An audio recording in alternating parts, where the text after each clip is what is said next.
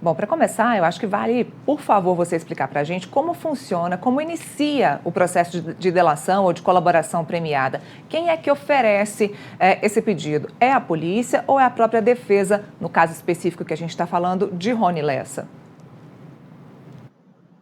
O próprio Supremo Tribunal Federal tem, e nesses casos em específico, dá um pronunciamento muito claro sobre a possibilidade da polícia fazer as colaborações premiadas.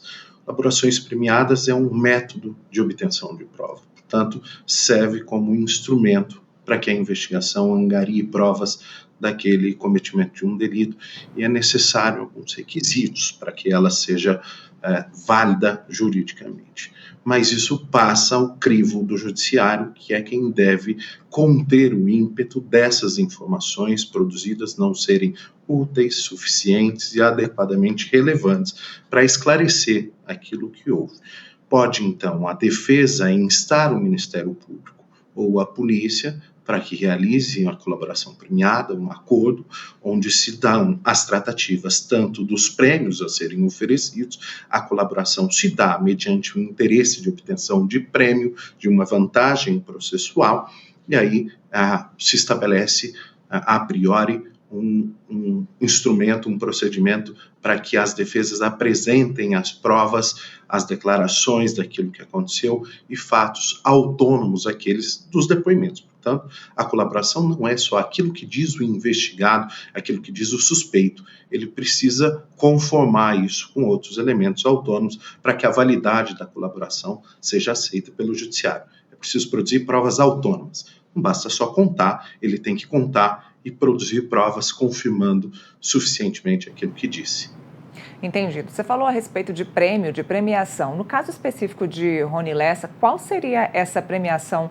Porque ele tá preso, inclusive, desde 2019. O que muda na pena de Rony Lessa com essa colaboração? Claro, se ele apresentar provas contundentes, como você acabou de explicar. A colaboração premiada não dá direito ao Ministério Público, ou pelo menos não deveria dar direito ao Ministério Público, não oferecer a denúncia contra aquele que celebra a colaboração premiada. E se o fizer, ou estabelecer também prêmios muito baixos daquilo que produz a colaboração premiada, nós temos estratégias de controle. Eles podem negociar penas, mas isso depende do judiciário. O juiz vai ter que, analisando os fatos, declarar que a suficiência, a utilidade da colaboração é sim ensejadora de uma característica peculiar em que o prêmio se dá a respeito de uma negociação sobre uma redução de pena. Mas especificamente no Brasil se deu uma certa desvirtuação completa do Instituto, o que é objeto de estudo pela doutrina nacional e estrangeira na Lava Jato como um embrião do protofascismo, que usou as colaborações como instrumento para a soltura. Prendia-se, oferecia a possibilidade de celebrações de acordo e, mediante a aceitação, se dava a soltura. Isso nós conhecemos como overcharge, uma carga extrema da acusação, dos poderes persecutórios, do Ministério Público e da polícia, para que aquele que está submetido à investigação se sinta tão pressionado a fazer a colaboração que outra saída ele não enxerga. É preciso estabelecer controles judiciais sobre essas alternativas. Mas a premiação pode se dar numa soltura mediante condições pré-estabelecidas e que o acordo seja efetivo, que as provas apresentadas tenham um alcance a confirmar suficientemente aquilo que diz o colaborador, e é preciso também que se dê claramente possibilidade de que o acordo seja voluntário. Essa voluntariedade se dá mediante o controle por parte do judiciário e das autoridades estatais contra aqueles excessos de acusação. E essa necessidade e utilidade estão conformadas com aquilo que produz de prova. A rigor, esses controles precisam também frear um pouco do que aquilo que nós chamamos de prêmio excessivo ao delator, ou a que se faça uma carga acusatória excessiva para que o delator aceite um prêmio insuficiente. Portanto, o cardápio é muito variável, né, de possibilidades, mas todas elas estão vinculadas à processibilidade, ao processo penal. Tem que dar, em todos os aspectos, alguma vantagem de processo. há discussões sobre isso, se a colaboração seria suficiente para não oferecer denúncia.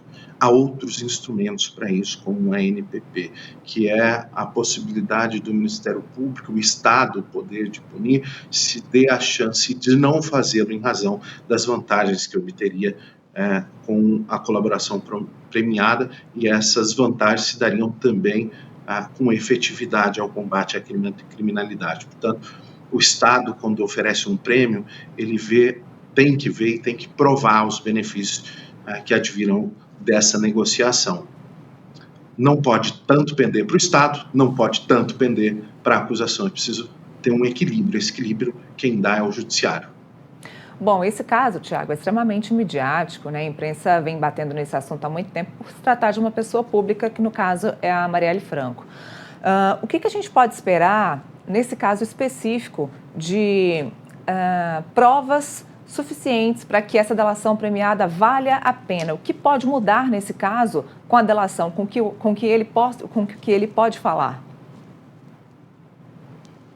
Neila, me parece que isso foi muito bem demonstrado pela reportagem, provas contundentes sobre aqueles que são os autores dos disparos, portanto, os autores imediatos do delito. Falta esclarecer aqueles que deram ordem, ou se eventualmente houve uma ordem de mando para que esses assassinatos ocorressem. Quais as circunstâncias que envolvem preteriamente o plano de execução que se colocou a cabo. Aqui tem grandes efeitos tanto ao processo penal de descobrimento daquilo que ocorreu naquele dia e que vitimou a Marielle e o Anderson, como o descobrimento também de uma rede de influências que pode ter havido no caso da Marielle. A Marielle, com certeza, parecia incomodar um establishment que se desenvolve a partir das milícias, de um controle do poder estatal e que se espraia no legislativo, no executivo, e parece que teve contornos nacionais. A figura dela é muito simbólica e me pareceu na reportagem que isso ficou claro. Ela é executada após participar do encontro de mulheres negras que diziam: vamos rebentar as correntes, vamos nos emancipar com as mulheres negras, o que podemos fazer na política? E há um desinteresse daqueles que comandam o fundamentalismo, que é também religioso, que está dentro da radicalização das polícias, de fazer um Estado paralelo em que o comando das ações estatais e do desenvolvimento social passe pelo crivo daqueles que têm interesse pelo crime organizado. As milícias se estruturam dessa forma no Rio de Janeiro e, no caso da Marielle, me pareciam que a ascensão política dela, a potência dela de denunciar fatos, me parece atrapalhar os planos dessa milícia, não só nesse corporativismo de controle de uma polícia radicalizada, do controle de negócios operacionalizado por essa política, por essa milícia e polícia radicalizada, como também interesses políticos que se construíam a partir dessas figuras que dão suporte às eleições no Rio de Janeiro e depois eleições que me parecem se pulverizar no Brasil com esse discurso. Então, acho que esse é o ponto em que a colaboração pode elucidar. É claro que nós não sabemos o conteúdo dela ainda, isso também deve ser sigilo, deve haver uma garantia daquele celebrante de que as informações que são prestadas estão em sigilos e são albergadas pelo sigilo também judicial, para que ele tenha todo o suporte estatal para produzir provas em favor daquilo que ele diz que aconteceu. Mas esse me parece o objetivo principal. Quem está por trás disso e quais os interesses no assassinato da Marielle.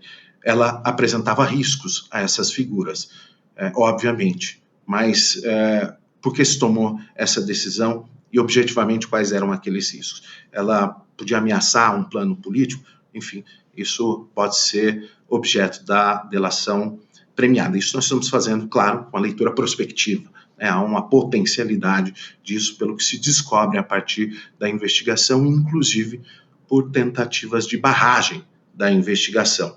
Agora também é preciso falar um outro lado, Neila. O controle da atividade do Ministério Público e da polícia nas colaborações premiadas se dá para que essas investigações não incorram em excesso que absolutamente violam as garantias e liberdades do investigado. é preciso que o Estado haja com moderação, com parcimônia e com equilíbrio sobre essa dimensão de produção de provas, porque a delação não pode descortinar vinganças, o Estado não pode ser motor de vinganças. Isso nós vimos na Lava Jato. Lava Jato produz nas delações um interesse político, daqueles que estavam dentro do cotejo das delações premiadas, alçassem cargos políticos, como efetivamente tentaram e até saíram vitoriosos. É preciso, nesse caso, usar de maneira pedagógica o exercício da delação premiada exclusivamente dentro do processo penal. Ainda que os efeitos criem braços na ala política, não pode, sob o pretexto dessa necessidade de descobrir esse crime, construa uma nova realidade política, não pode que o Estado abra mão das garantias e liberdades individuais. É preciso estabelecer os procedimentos com muito rigor, com muita sensatez, e critérios sobre quais as provas são produzidas, se essa produção é efetivamente aquilo que aconteceu, se elas estão sob o crivo do contraditório e se elas também passam uma análise de valor de que aquilo que aconteceu é suficiente para uma eventual condenação, ainda que depois dessa condenação se aplique um prêmio de benefício com uma pena menor. Maravilha, como sempre, muito bem explicado. Thiago Turbay, muito obrigada pela participação. E olha, assim que a gente tiver atualização nesse caso, nessa questão da delação do Rony Lessa, a gente te chama de novo para falar com a gente.